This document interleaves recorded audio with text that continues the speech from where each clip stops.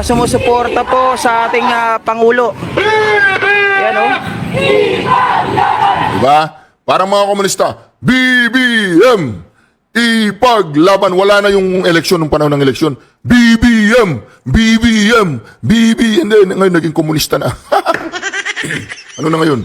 BBM, ipaglaban.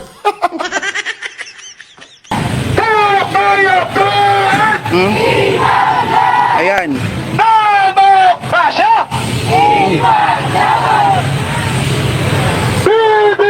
Oh. Oh. Walang sumisigaw sa kanila basta't iniintay lang nila yung alas 6. O merong isang oras na lang sila tapos na yan. Ang alam ko dito yung iba, mga taga-Krami lang, mga kababayan, kung di Diba? ako nagkakamali kasi yung iba namumukhaan ko. Oh, di ba? Namumukhaan mo lahat yan, boy. Right, Reaction TVPH nagbabalik po. Reaction, reaction, reaction, reaction. Napakaganda po ng pag-uusapan natin ngayon. Mantakin po ninyo, ito pong grupo daw na di umano taga-suporta ng AKAP. AKAP. Hindi, taga-suporta daw ni BBM. Ang sumisigaw isa lang. Dito po kalat po ngayon sa social media na meron pong nagaganap na rally, Protect BBM. Sama ba't pinoprotektahan nyo si BBM? Ano nangyayari dyan? Protektahan nyo siya, baka ma-overdose yan. Yung mga nasa paligid ni BBM, bantayan nyo yan. Anyway, mga kareaksyon, eto na, simulan na natin, At iingin din natin ng salaysay itong si Senator Atty. Sal Panelo. Marami daw nangangamba o kinabahan, sabi ng mga mga bayarang vloggers. Kinabahan daw yung mga DDS vloggers. Kinabahan daw yung mga kilusan ng maisog. Kinabahan daw yung taong bayan dahil may rally para kay BBM. Alam nyo, nung narinig kong may rally para kay BBM, sabi ko, matingnan nga yung mga itsura ng mga tao. Hanggang anong oras kaya yung rally? Matapos kaya ng alas 5 yan, siyempre alas 5, tapos na yung trabaho, di ba? Uwi yan na. O pinaka-maximum niyan alas 6. Di ba? Yan bang mga yan ay may dalang pulang bandila? Leaders ay kinausap po ni Presidente. Oo, Ang sabi daw nila- sandali lang. Alright. Dito po mga ka-reaction, makikita po natin dito kung may dala-dala silang mga pulang bandila. Sinasabutayan na naman ako ng mga loyalista. Ang ibig ko po sabihin dito, pag may nakita kayong mga pulang bandila na para mga komunista, yan po ang tinatawag nilang Di ba? Ngayon, mga ka-reaction, doon sa rally para sa ating VP Sara Duterte at para sa bayan, wala kang makikitang ganyang kulay na bandila. Bawal ang mga komunistang terorista dyan sa rally ni VP Sara. Alright, umpisahan natin mag-react po tayo sa ginagawa nilang rally, okay? Basta protect BBM lang, yan ang sinisigaw nila. Di ba? Medyo malayo-layo rin yung narating natin, Boss Pax, Pansinin po ninyo yung mga kasama nilang mga realista. Parang wala silang inihintay kundi yung alas 5 ng hapon. Tsaka masyadong organized, walang talagang organisado. Para yatang gustong subukan ng ang INC. Alam nyo, noong narinig po nilang mag-welga o magsasagawa ng peaceful rally, prayer vigil, ang mga iglesia, nagmadali silang magtawag ng mga tao sa bundok para bumaba at mag-rally. Yung mga taong hindi naniniwala sa Diyos. Ito po ang ano ni Tita Cart, oh, si Boss Pax. Grabe. Woo! Maririnig po ninyo, BBM, ipaglaban. Ano yun? Anong tunog yun? Komunista? Anong tunog yun? Mga aktivista na mga teroristang komunista, gano'n. Sabi ko na sa inyo napasok na ang gobyerno natin, ang utak ni Bobong Marcos. Ayun ang pakinggan nyo. Ting pa dito maya-maya siguro mga kababayan.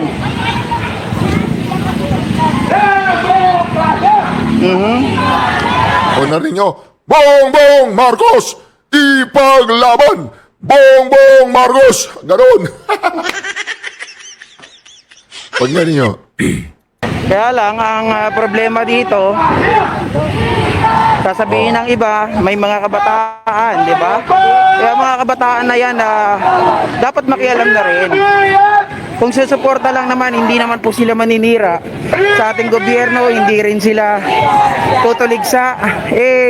Ang mga kabataan na to nakasama, sigurado po, magiging... nakikita po ninyo yung pagkakaiba ng mga rallyista na yan sa mga rallyista na supporter ni...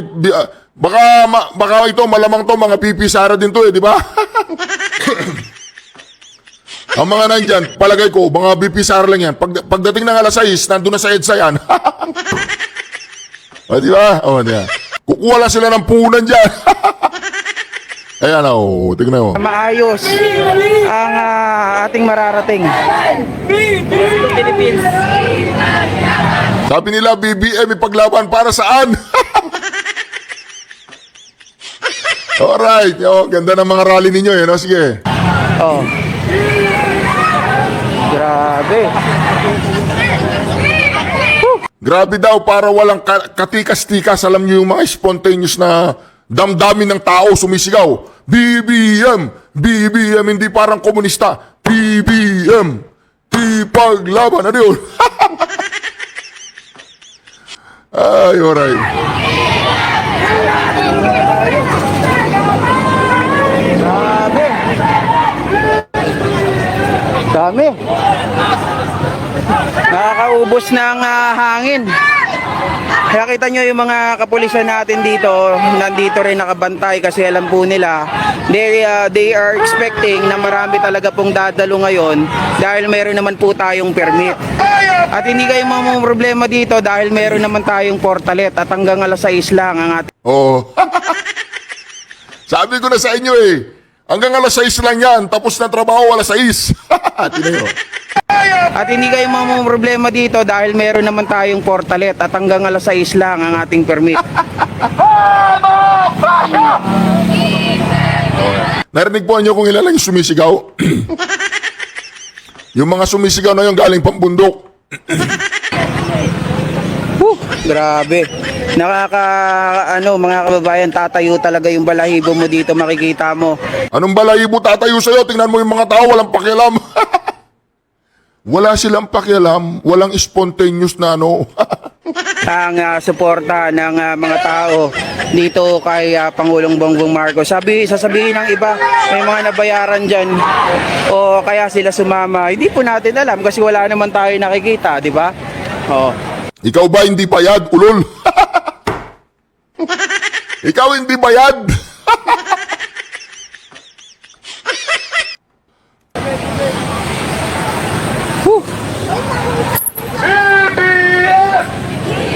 Oh. Ganda no? Galing Dito tayo sa medyo may mauupuan Ayan po yung taga-sigaw, yung nakaitim na yan, yung may awak na trompa. ng konti. Kasi nakakapagod din po ang layo ng inabot ng mga supporter ng ating Pangulo dito. Galing yan, no? Walang iya kayo, niloloko nyo yung mga sarili ninyo. Nandiyan kayo, sa puso ninyo si BP Sara Duterte. Okay lang yan, tanggapin ninyo, ilang oras lang naman, alas 6 tapos na, Tapos diretso na kayong EDSA. Ay, huwag na pala kayong umalis dyan, nandyan na kayo. Saan yan? Tayo? Hindi ko nakita. Sa mga nagpakulay, mga ka-GP Natics, kay Tita Karks doon sa iba, hindi ko talaga nababasa, hindi ko nakikita na may nagpapakulay. Kasi hindi ako doon nakatutok. Nakatutok po ako sa mga kababayan natin dito na sumusuporta po sa ating Pangulo. Yan o. Diba? Parang mga komunista, BBM, ipaglaban. Wala na yung eleksyon, nung panahon ng eleksyon. BBM, BBM, BBM. Ngayon naging komunista na. Ano na ngayon? BBM, ipaglaban.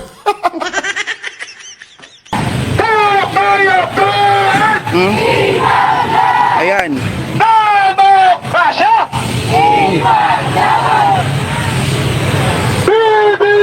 Oh. Oh. Walang sumisigaw sa kanila, basta't iniintay lang nila yung alas 6. O merong isang oras na lang sila, tapos na yan. Ang alam ko dito yung iba, mga taga-Krami lang, mga kababayan, kung di Diba? ako nagkakamali kasi yung iba namumukhaan ko. Oh, di ba? Namumukhaan mo lahat yan, boy. Taga dito lang din yung iba dyan. At least makikita natin na talagang todo ang suporta nila sa ating Pangulo. Oh, talagang ano na, yung mga sumama po dyan, nakita nyo, para mga wala sa sarili.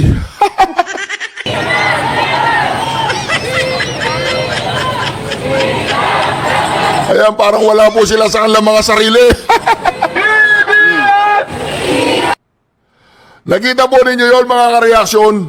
Walang power. Wala pong power yung mga pumunta doon. Akala mo pumunta sila doon para lang pumunta doon at naghihintay ng oras, ganoon. Nasa magandang lagay na yung mga yan. Tapos gumawa pa sila ng palabas. Doon daw sa mga Sara supporter, may mga bayaran. Meron pa silang mga listahan, 200 pesos.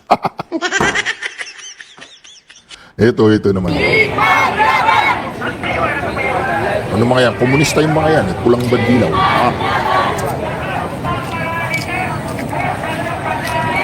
Diba? Mga komunista yan. Mga pulang bandila yan. Oh. Sabi ni JDB, itong dati ito, yung may mga hawak na mga pula na yan, ay mga kakilala raw niya. Uy, ulol. Paano mo magiging kakilala yan? Taga-bundukan mga yan.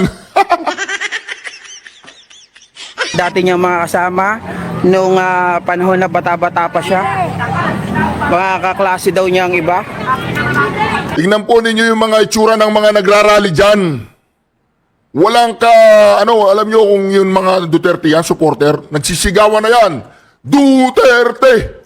Duterte! Wala eh! O, tingnan nyo. O, wala o. O, naghihintay lang ng oras yan, uwi yan na o. Oh. Ayan. Yan, lahat po ng nakikita nyo dito ay pro-government, mga ka-JP Natics. Mukhang napapagod na si Pak sa akin, kataga-sunod. Di ba? Tingnan nyo, upo-upo pa yung mga nagdadala ng bandila. Walang kagana-gana. Oh.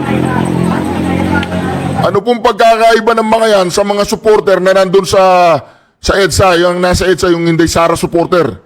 Yung mga Duterte supporter, anong pagkakaiba? Yung mga Duterte supporter hindi bayad. Yan ay mga bayad, pero Duterte yung mga yan. Siyempre, pang sahing mamaya. Ayan o, nasa 4,600 na ang live viewers natin. Mga ka-JP Natics, ako po ay nananawagan na please support by liking this video. Parang wala pong walang power. Walang power yung mga people dyan. Yung people's power na ginagawa nila, yung people walang power. Nakaupo, nakatayo, wala sa sarili, inihintay yung alas 6. Walang mag-o-overnight sa mga yan. Walang aabot ng alas 10, pustahan tayo. Kung kailan, sa bagay, marami namang akap tsaka Ikes ba yun? Oy, tambalos-los! Ilabas mo yung pera para dumami yung tao dyan! Nakakaya naman yung mga taong dinala nyo, walang enthusiasm gano'n. Walang power yung people. Huwag na kayong magwelga kung ganyan lang ginagawa ninyo. Nagmumukha lang kayong katawa-tawa. Wala sa ayos ang ginawa niyong rally, ha? Mga inayupa kayo. O, nandamay pa Hindi, kayo. ano. Tingnan nyo. O. Basta protect PBBM lang. Yan ang sinisigaw nila. Wala nga sila sinisigaw. Apat na katao yung sumisigaw. BBM. Tapos yung apat, ipaglaban. O, ganun. Tonong terorista yun. BBM. Ipaglaban. O, tonong komunista yun. Yung mga NPA na terorista, ganyan ang tono. O, yan o. Di ba? Whew. Medyo malayo-layo rin yung narating natin, Boss Pax, ha? Nakita po ninyo yung mga tao. Napansin ninyo ang kanilang mga body languages. Body languages, no? Kasi plural, no? Nakita po ninyo yung kanilang mga pananalita ng kanilang mga katawan. Oy, BBM, ayusin mo yung organized rally nyo, ha? Magdala naman kayo yung mga parang naka-high. Yung talagang pag nandiyan sila, high na high. Hindi yung naka-low sila, parang down na down. Oh, Ito po ang ano ni Tita Cart, si Boss Pax. wala matatamlay. Putang ina. Tapos yung mga yan sisigaw, Duterte! Duterte! Oh, nakipag-unaan sila sa iglesia. Ha? Rally versus rally. Puprotektahan daw si BBM mga ka-reaction.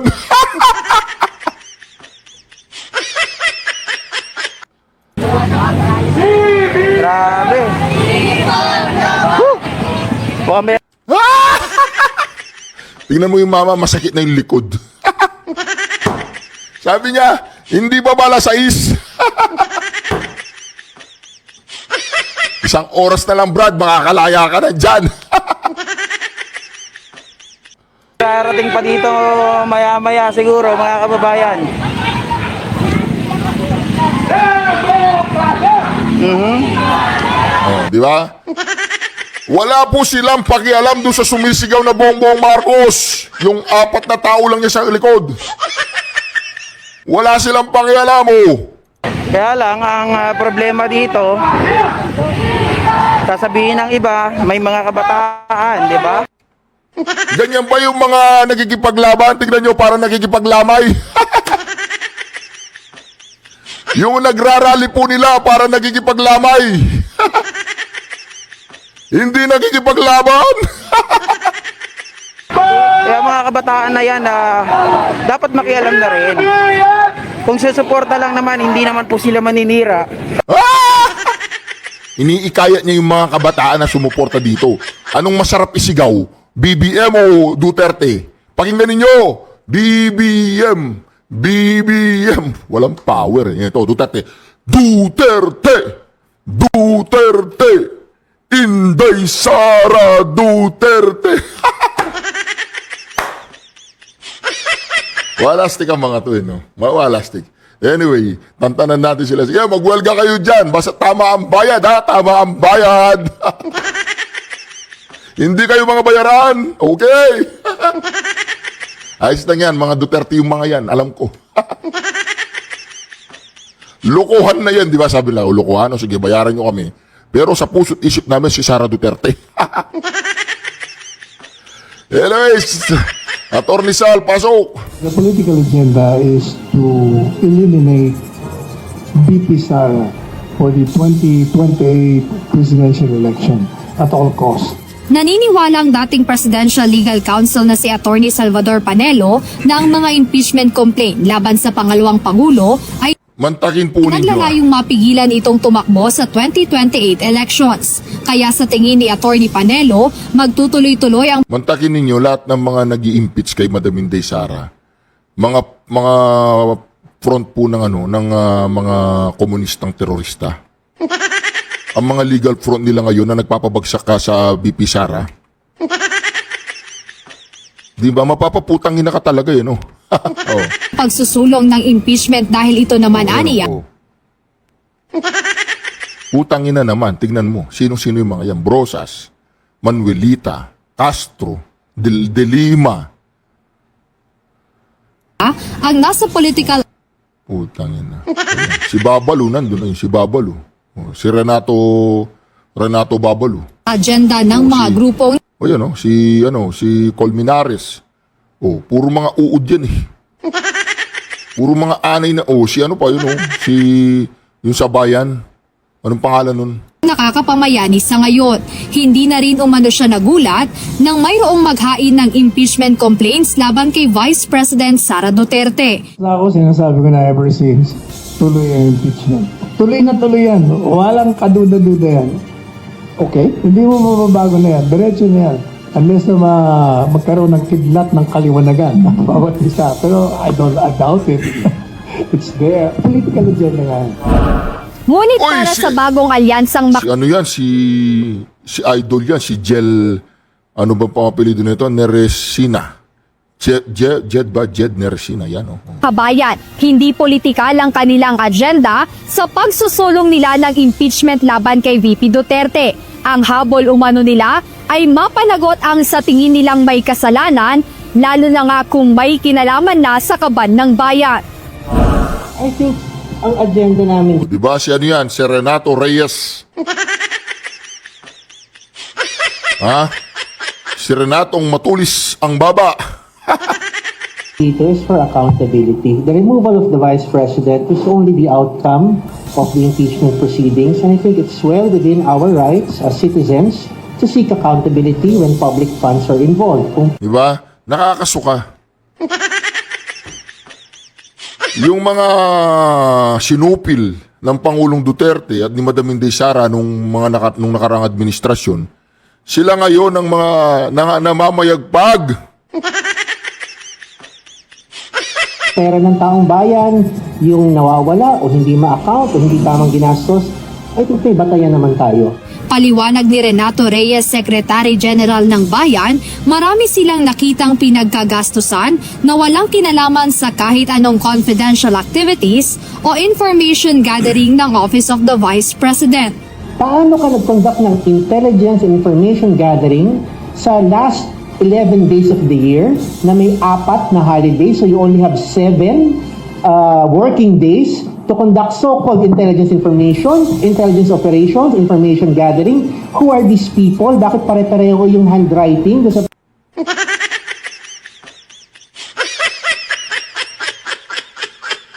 Alam niyo po, ang nangyayari ngayon, talagang orchestrated. Wala namang problema kahit 1 billion pa yan, kaya kong gastos sa isang araw yan eh. Hindi naman ibig sabihin sa isang araw, ginastos mo yun, na-consume na lahat yun. Hindi. Malay mo, preparation for the coming months or year, na yung the whole year na pondo para do sa mga intel.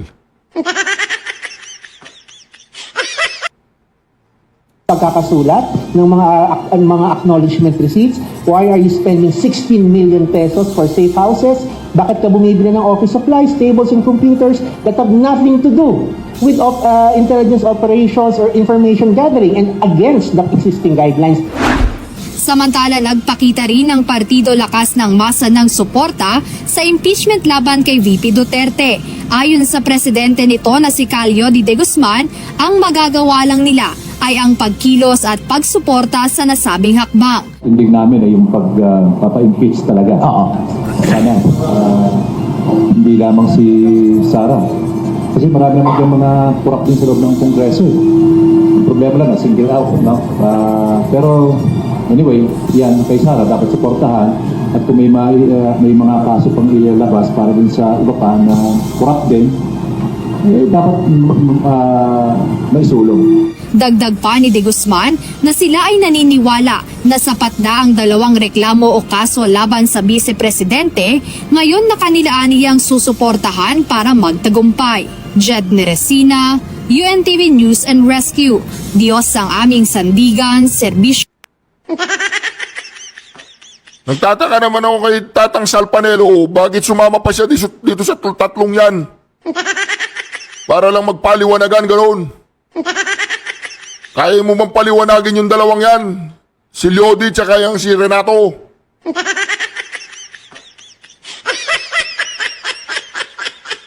Anong saysay na nandiyan ka, Manong? Anyway, desisyon mo yan. Kung talagang pwede mong ipaglaban si Madam Inday Sara sa dalawang yan, o sa tatlong yan, hindi ko kilala yung isa. Diba? Anyway, nandyan na yan. Kailangan nating harapin. Ito ang tinatawag na baptism. Ano bang tawag doon? Pagbabaptize sa fire. Baptism of fire ba yun? O, yun. Dinadaan na po sa apoy ang ating Vice Presidente para pag nandun na siya sa Malacanang, talagang matibay, matatag, at alam na niya lumaban sa national stage. Medyo sanay kasi si BP Sara dyan sa Davao lang. So ngayon, medyo talagang parang tinrining siya ng mga komunista na to. Pagupong-pagupo niyan, alam na niyang galawan. Di po ba? Di ba mga ka-reaction? Ganyan yun. Kaya naman tayo dito sa Reaction TVPH, hindi natin palalampasin ang mga ganitong Hindi, yan. basta protect PBB. O yan, yung mga ganyang pag-welga, napakarami nila. Ayan o. lang, yan ang sinisigaw Oh. nila. Wala sumisigaw. Di ba? Medyo malayo-layo rin yung narating natin, Boss Pax, Oh. Mga iglesia, mga kapatid, kaya ba nyo bang tapatan yung mga yan? Yung mga pro-impeachment? Kaya masasabi kong pro-impeachment ang mga yan, di ba? Oh, BBM daw ipaglaban. Kanino niya ipaglalaban si BBM? Ito po ang ni Tita Carl, si Boss Pax. Grabe. Ang mahirap po niyan, mga ka-reaction, dadating dyan yung mga DDS. Tapos yung 80% niyan lilipat doon sa DDS. Nakuha na yung bayad, di ba? Tapos na ang bayaran. Oh. Dito na kami, walang bayad dito, pero dito, presipyo. Di ba? Kaya napakahirap po talaga yung kalagayan ng gobyerno natin ngayon. Dahil hindi po hindi po pangkaraniwan yan. Hindi normal. Oh, hindi normal. Meron pa silang alam na papelo-fellowship. Ha? Nagpanik sila, bigla nagpanik eh. Nung narinig nilang yung iglesia ay magsasagawa ng rally. Takbuhan lahat sila doon sa Malacanang, meron silang manifest of support of sinisigurado nila yung 100% na bigayan. Bigayan na suporta mga inayupak. May 200 animal daw na pumunta sa Malacanang na nagpahayag ng full support sa Bobong Marcos. Ngayon, wala daw silang ginawa doon kundi mag-fellowship lang. Anong fellowship, di ba? Linilinaw lang nila ang mga lumalabong plano nila. Pinaplansya nila ang gusot na ginawa nila. Gusto nilang itigil ang simulaing wala namang kapupuntahan. Hindi nila alam tapusin ang istoryang ginawa nila. Pero meron na natapos yung kay Garma. Nandun siya sa Amerika, di ba? Oh, na-detain daw. Hindi raw mapauwi dito si Garma kasi may problema sila kay Garma. Di ba si Alice Guo biglang uwi? Oh, yun, wala. Balita ko si Alice Guo wala ng kaso. Nakuha na ba lahat ng mga ari-arian? Yung mga ari-arian, nakuha na lahat to. Kung nakuha na lahat, wala ng kaso ganun. Tanong lang po yun. Ganyan po kalupit eh. No? Ganyan kalupit ang mga gawaing alam nyo na. Nakumpis ka na ba lahat yung mga pogo? Yung mga properties ng pogo. At saan nakapangalan na ngayon? Yun ang tanong.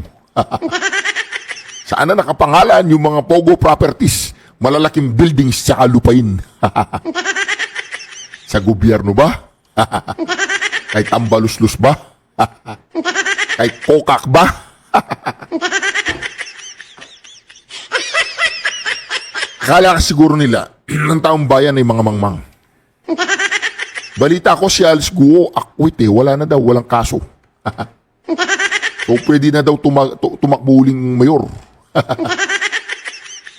Galing ano? Galing. Kaya naman dito mga ka-reaction, maraming salamat sa patuloy niyong pagsuporta sa ating video. Ayan po mga ka-reaction, ito po, yan. Yan. So wag po kayong magatubiling mag-subscribe. Ayan napakaganda po ng ating silver plate button. Ayan nakasulat po dyan, nakatala o nakaukit na po ang pangalan po ng ating Pangulong Duterte dyan. Ukit na ukit po yan. Ayan, nakaukit. Kaya kung gusto mong makibahagi sa aking susunod na misyon na makuha yung gold play button, wala po kayong ibang gagawin kundi ang mag-subscribe. Gawin natin pong gold yung background ko. Gawin natin gold. Ibibigay po natin yan sa Pangulong Duterte. Tsaka yung gold play button. Bibigay natin ng personal. Tsaka isang kalderong mainit na balbakwa, yung buntot ng baka. Masarap yun. Duterte! Duterte! Inday Sara Duterte! Okay, syukran.